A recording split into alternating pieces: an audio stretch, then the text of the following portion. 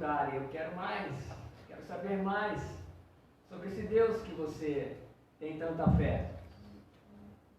E a palavra de Deus diz: se você crer, você verá a glória de Deus. Se você crer, verá a glória de Deus. Eu quero ver a glória de Deus. Você também? Você em casa também quer ver a glória de Deus? Isso passa pelo crer, pela nossa fé. Por isso eu quero convidar você, irmão e irmã, a abrir no Evangelho de Mateus, capítulo 9. Mateus, capítulo 9, no verso 27.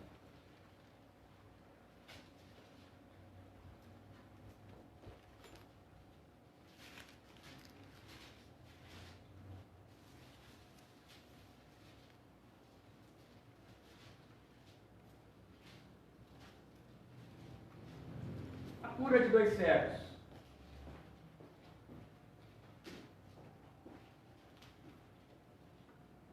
Bem, vamos lá. Partindo Jesus dali, seguiram-no 2 cegos, clamando: tem compaixão de nós, filho de Davi. Tendo ele, Jesus, entrado em casa, aproximaram-se os cegos. E Jesus lhes perguntou: credes que eu posso fazer isso? Responderam-lhe: sim, Senhor. Então lhes tocou os olhos, dizendo: faça-se-vos conforme a vossa fé. E abriram-se-lhes os olhos. Jesus, porém, os advertiu severamente, dizendo: acautelai-vos de que ninguém o saiba. Saindo eles, porém, divulgaram-lhe a fama por toda aquela terra. Muito bem, irmãos e irmãs. Uma passagem tão simples, né? 2 homens cegos, fisicamente cegos, que começaram a seguir Jesus, começaram a querer um milagre em suas vidas, era o que eles mais precisavam. E Jesus está ali, no começo do seu ministério, nesse ponto do Evangelho de Mateus, realizando milagres e mais milagres no meio do povo. E os cegos começaram a seguir Jesus a partir do milagre que ele fez com a filha de um dos principais da sinagoga, um dos chefes da sinagoga, chamado Jairo. A sua filhinha estava enferma e quando chegou lá, já estava morta. E todos riam e ridicularizavam a pessoa de Jesus ali, dizendo que não havia mais o que fazer. E Jesus, então, dá ordem para a menina, e a menina é reanimada nos seus sinais vitais. Ressuscita. E aqueles cegos ouviram isso. Ouviram esse milagre de Jesus. No capítulo seguinte, capítulo 10, nós vemos Jesus já com o time completo. Do goleiro ao ponto esquerda. Time dos discípulos de Jesus, os apóstolos. E ali no capítulo 10, Jesus então os admoesta, os prepara para a perseguição que haveria. Quando ele fala ali: eis que mando vocês como ovelhas no meio de lobos. Vão, curem as pessoas, expulsem os demônios. Já os preparou para a obra. Mas o que o texto, o que nós vamos aprender com as atitudes, com o comportamento desses 2 cegos? Vamos analisar então o comportamento desses 2 cegos. Diz então o primeiro versículo que, partindo dali Jesus, ele os seguiram. Os 2 cegos começaram a seguir Jesus.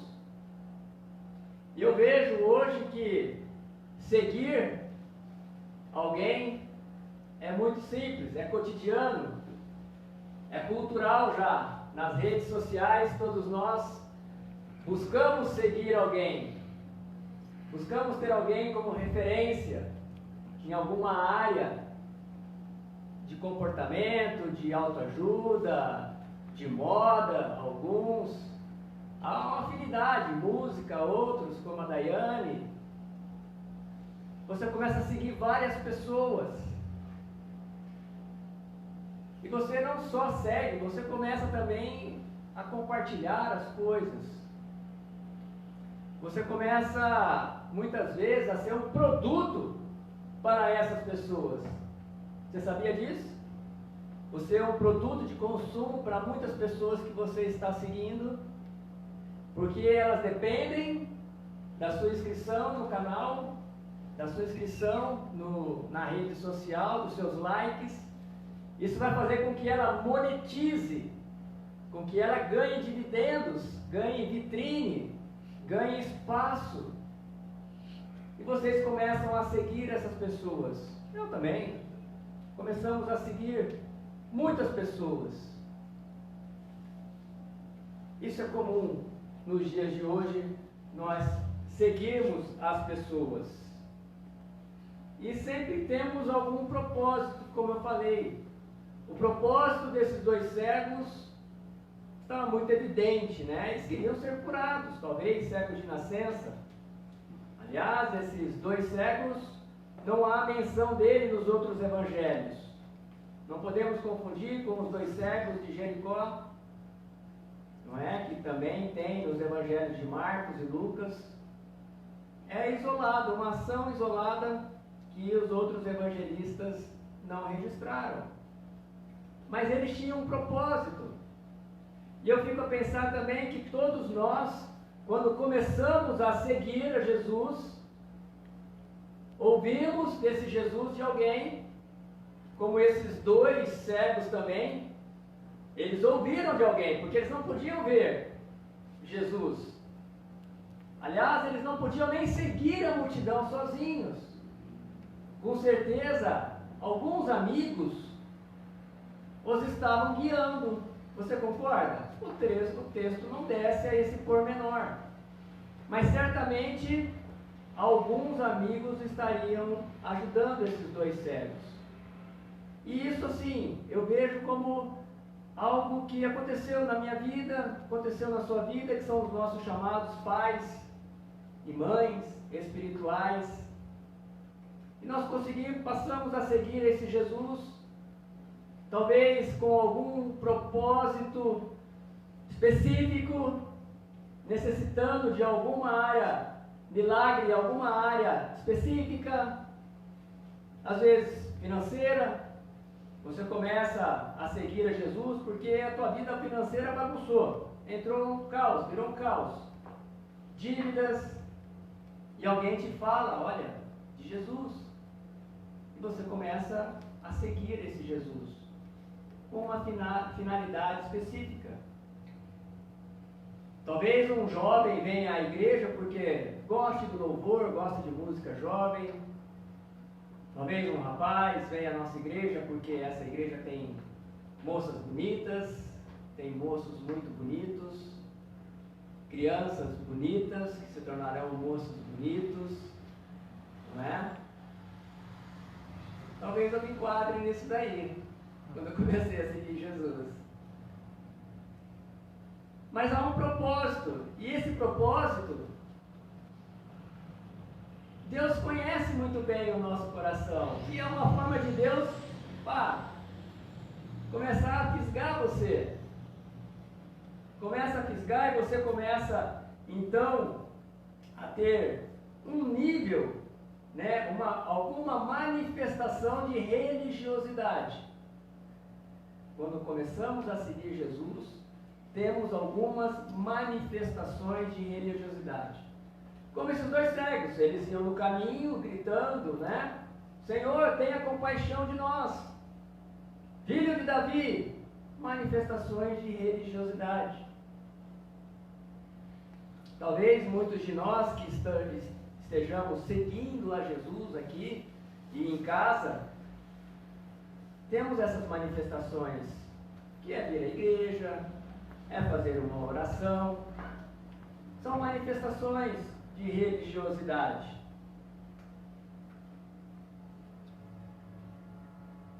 Mas nós começamos a mudar de nível de seguir para aproximar-nos de Jesus. O texto nos diz que os cegos se aproximaram. Quando Jesus parou, chegou no seu destino, quando ele chega em casa, o texto não fala que casa, que será a casa dele ou a casa de Pedro. Mas quando esse Jesus chega, estaciona para, os cegos então se aproximam dele. E me parece que agora eles já não seguiam mais Jesus, mas se aproximaram desse Jesus. Já estavam o quê? Num patamar de atenção maior com esse Jesus. Já tinha um nível de atenção maior, de ambas as partes, tanto deles quanto de Deus. Porque se Jesus quisesse, ele teria parado lá mesmo naquela procissão, tendo ouvido ao primeiro gritar: Senhor, tem compaixão de nós. Jesus podia ter parado tudo, como ele fez com a mulher do fluxo de sangue. Ele parou a procissão, parou a caminhada e foi atender a mulher. E ele disse: espera lá, de mim saiu virtude, saiu poder. Ele podia ter parado ali então naquela caminhada e ter atendido, ter feito o milagre. Mas ele esperou a persistência, a perseverança desses dois cegos. Jesus estava testando o propósito deles. E eles não desistiram. Eles não ficaram pelo caminho neste processo de aproximação, de querer esse Deus. E eu me lembro da parábola do semeador. Quando o semeador saiu a semear, a lançar a semente, que era a palavra de Deus. Nós vimos ali que algumas sementes brotaram. E começaram essas sementes, são pessoas que começam a seguir a Jesus, ou ficam nesse patamar de seguir de longe, ou passam para um patamar superior, que é o de se aproximar de Jesus. Eu diria que é quando a semente cai num solo fértil e ela germina, ela dá vida ali no solo ainda, debaixo da terra. Fazendo um comparativo, uma analogia, usando de metáfora, o nível de relacionamento, de aproximação de Deus, é o momento então em que a palavra de Deus começa a fazer morada em nossos corações.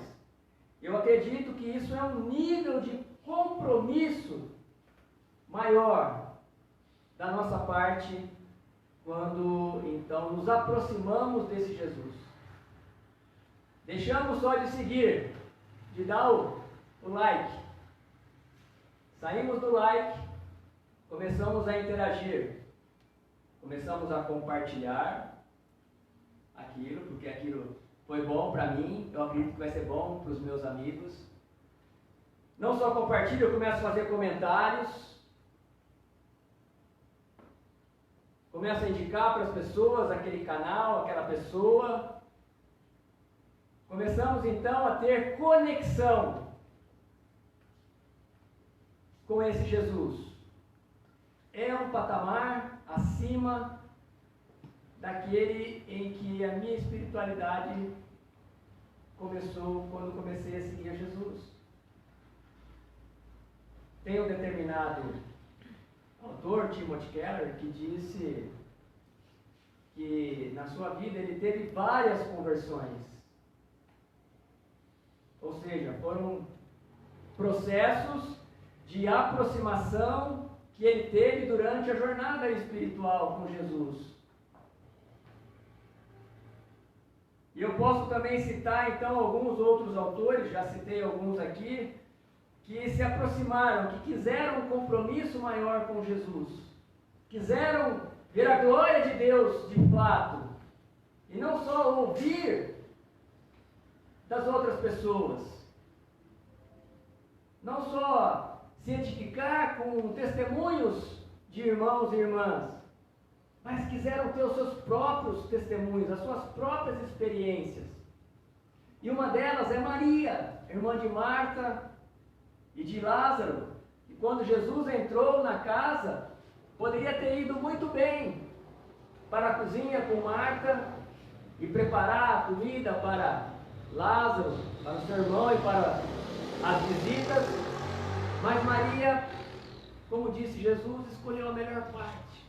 Ela se aproximou do Mestre, ela ficou bebendo aos pés do Mestre os ensinamentos.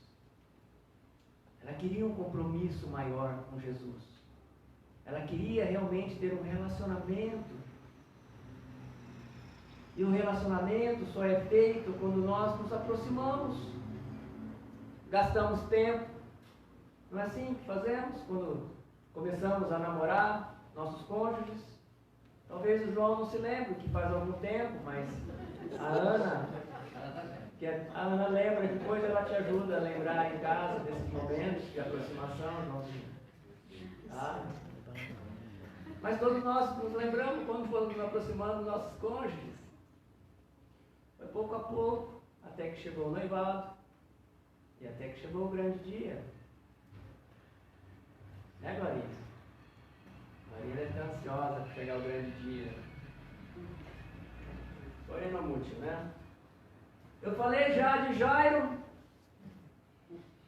que também ele não só se aproximou, mas era tamanha a necessidade de Jairo de ver a sua filhinha enferma, prestes a morrer, que ele diz a palavra em Marcos 5, que ele se prostrou diante de Jesus. Ele queria ver a glória de Deus, de verdade, porque havia algo muito forte na vida dele acontecendo. E o outro personagem bíblico é a mulher de fluxo de sangue, que ela queria tocar as vestes de Jesus, porque ela cria com todo o seu coração, com todo o seu entendimento, que se ela somente tocasse as vestes de Jesus, ela seria curada.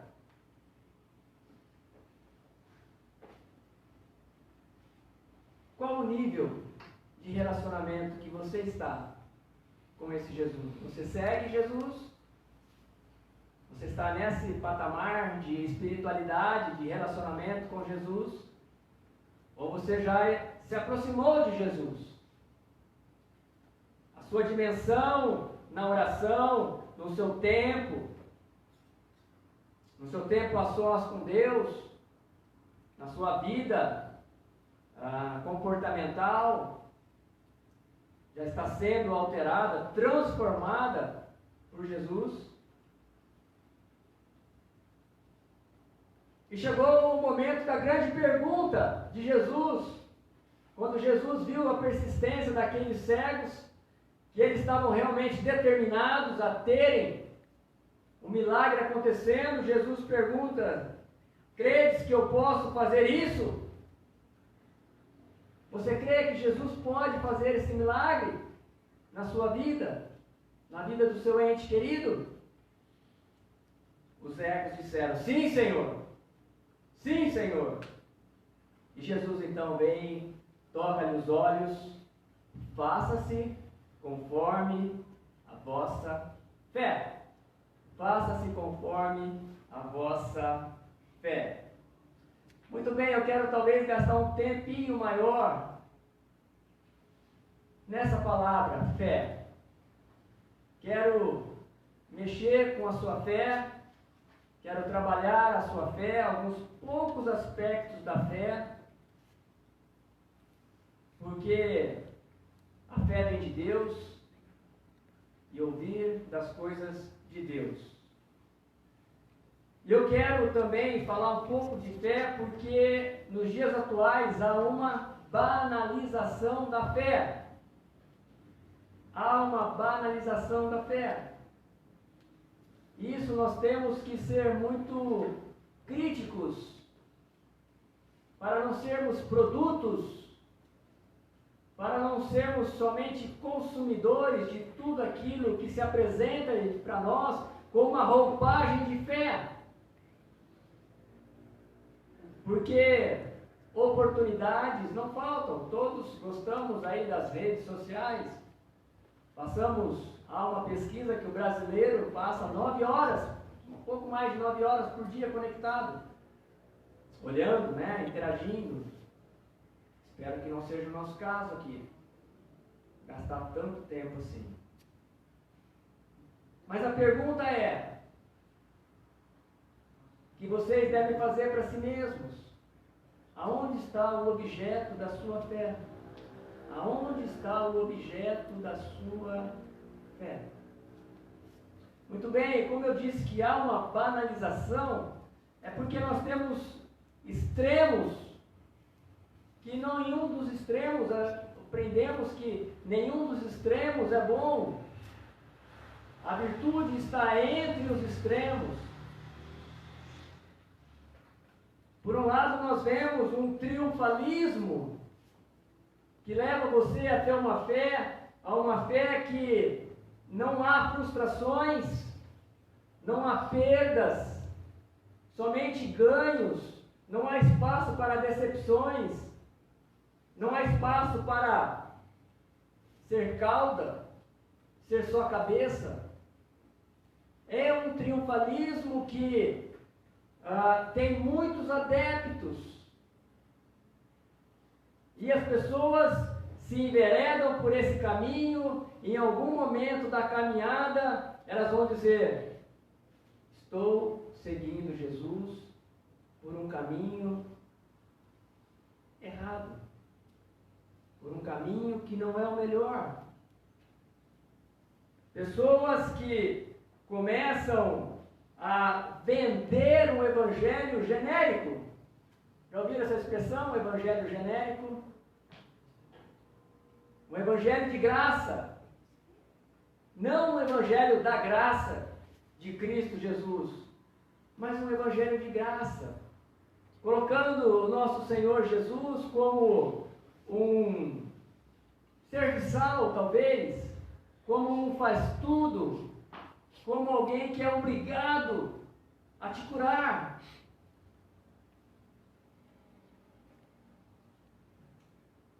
Alguém que tem que te colocar como dono, como proprietários.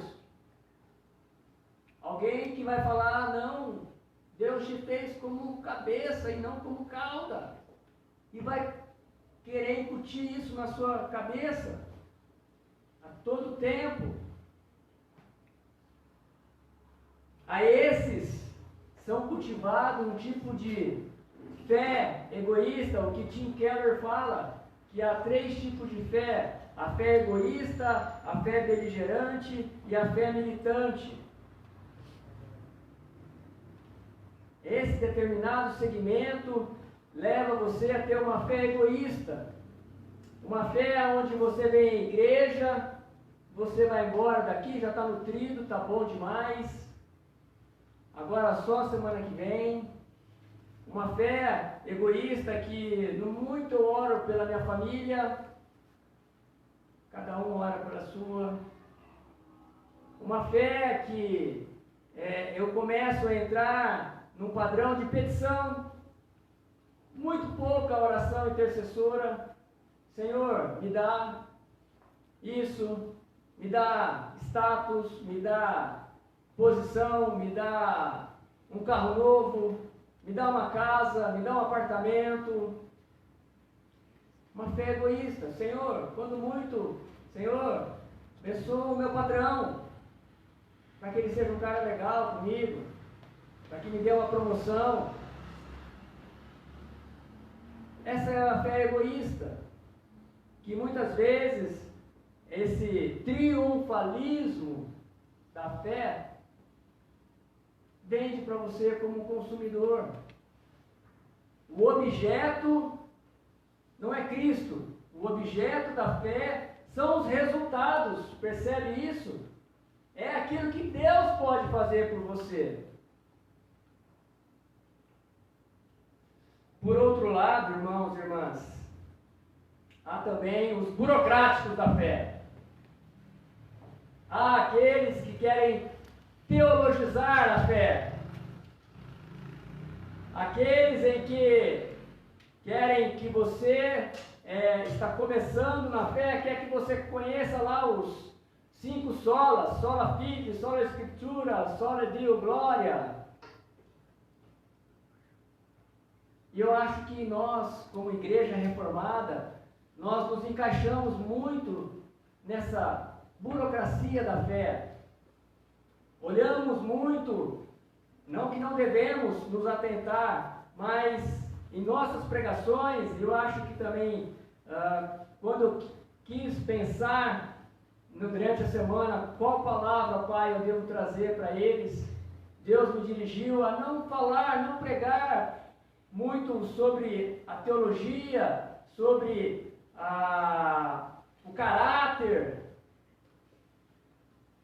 sobre a santidade, sobre a transformação do caráter. Não que não seja importante, não estou dizendo isso. Mas burocratizamos tanto a nossa espiritualidade que nos esquecemos que a fé é uma coisa muito simples. Como disse aqui um biólogo e doutor também em teologia, chamado irlandês, que agora é professor de seminário lá na Inglaterra, é um cientista chamado Alistair McGrath. Ele disse que a fé, preste atenção nisso, a fé é tida como um tipo de crença que reflete um tipo de nível mais baixo de conhecimento. A fé reflete um nível mais baixo de conhecimento. Que conhecimento teológico tinha aqueles 2 cegos? Que conhecimento teológico tinha aquele ladrão ao lado da cruz de Cristo? Enquanto eu e você, e eu me coloco nisso porque eu estou no momento de querer aprender, vocês sabem que sou um pastor recruta, como diz no quartel. Estou começando nessa carreira, acabei de me formar no curso de teologia, e como toda faculdade, você sai assim com vontade, você vai aprender realmente, de fato. E eu estou assim me sentindo verdadeiramente, irmãos, pressionado por mim mesmo. Talvez essa pregação, talvez não, com certeza Deus me inspirou nessa pregação para pregar para mim mesmo. Para eu me descomplicar, para eu não gastar tanto tempo no aprofundamento, não que eu não tenha que estudar. Tenho que estudar como seu pastor. Preciso estudar. Talvez que eu seja metódico nisso. Talvez que eu seja mais organizado. Com certeza que eu não me pressione para isso. Não me pressione. Não me cobre dessa questão. E não me acomode. Porque quando nos começamos, os reformados, quando começamos a burocratizar a fé, a nos mergulhar nos livros, nós nos separamos das pessoas. Deixamos de sentir o cheiro das ovelhas. O outro extremo também, quando nós passamos muito tempo com as ovelhas e passamos longe dos livros, também não é bom. É um outro extremo. Então que Deus me dê a sua graça, para que possa ser moderado nesse equilíbrio do pastoreio, do mestre, e não burocratize, não queira teologizar tudo, mas seja assim simples, como esses 2 cegos, que estavam determinados a ter a sua cura, a ver a glória de Deus acontecendo. E com certeza nessa caminhada deles, como Paulo fala em Romanos 10, 17, que a fé vem pelo ouvir e ouvir a palavra de Deus, nessa caminhada deles, nessa procissão atrás de Jesus, eles foram ouvindo muitos milagres, muitos outros milagres, pelas pessoas que estavam ali seguindo aquele curso.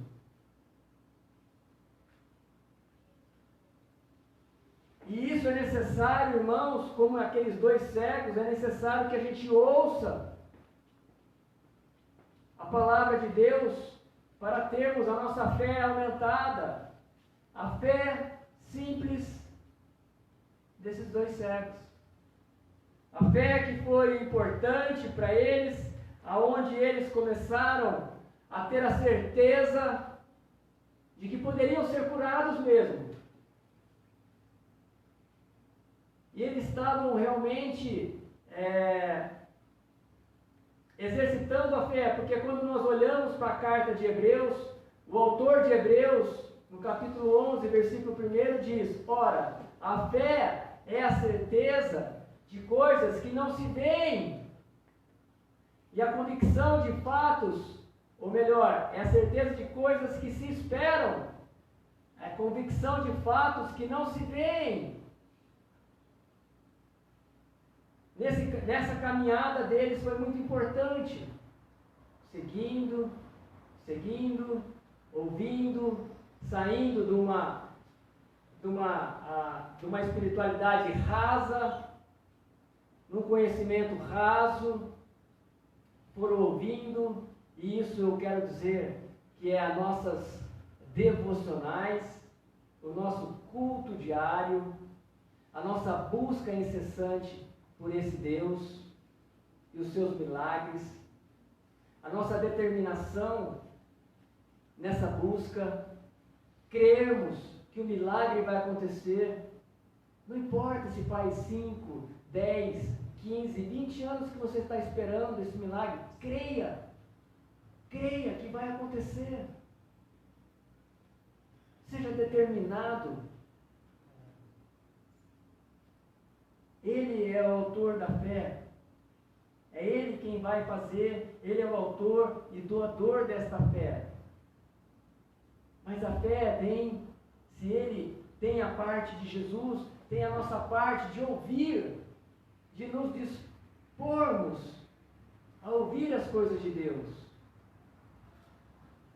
de ler, de meditar nas coisas de Deus, de prepararmos um momento em que Ele vai nos dar a atenção e vai falar: pá, receba o teu milagre.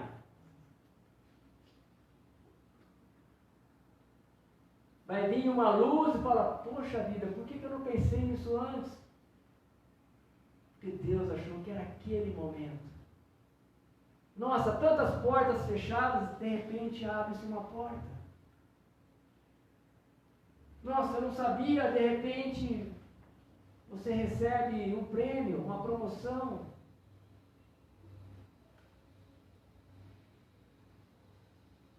De repente aquela pessoa que estava enferma, necessitada de um milagre, você ouve: olha, fui curada, fui curado.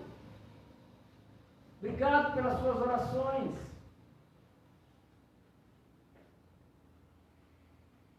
Mas a minha pergunta é: irmãos, irmãs, a sua fé está baseada em eventos da vida ou na palavra de Deus? Aonde está o objeto da sua fé? Está num Deus de resultado? Ou está no Deus que dá os resultados? A nossa fé, quero concluir, a nossa fé determina a nossa colheita de milagres. Foi o que aconteceu com esses 2 cegos. A fé foi determinante para a colheita dos milagres. Foi o que Jesus perguntou, simplesmente isso.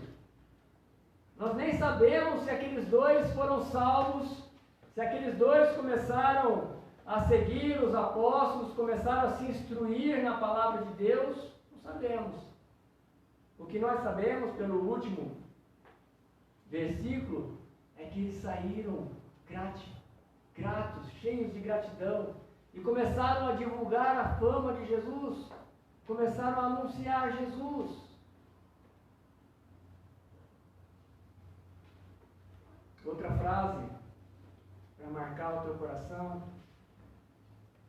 se a incredulidade domina a nossa vida, haverá uma infertilidade de milagres. O contrário é verdadeiro também. Se crermos, veremos a glória de Deus. Se crermos, veremos a glória de Deus.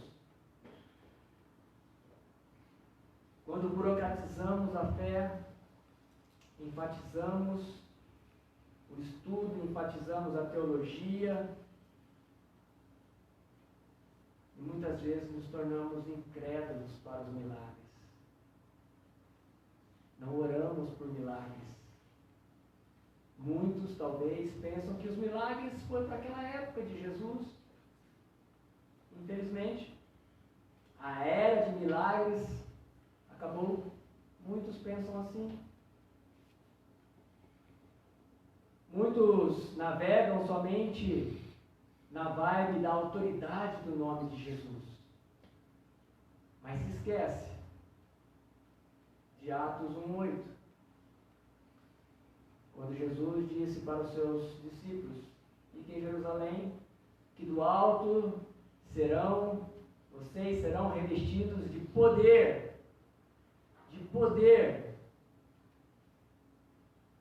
do Espírito Santo. Depois nós vimos em Atos 2 que houve o Pentecostes e coisas grandiosas começaram a acontecer, que estão registradas no livro de Atos.